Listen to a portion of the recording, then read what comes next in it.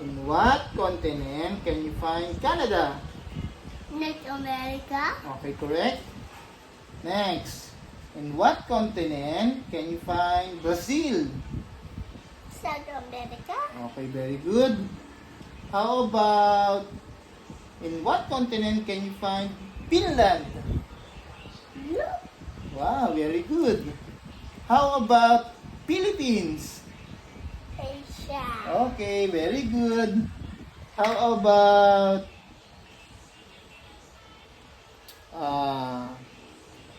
what is the biggest continent?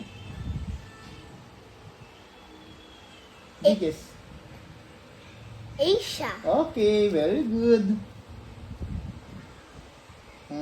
Where can you find the country Congo? Africa. Oh, very good. Wow. How about what is the biggest ocean?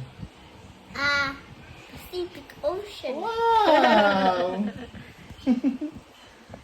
How about what is Mapaya mo damit mo. the fifth largest continent?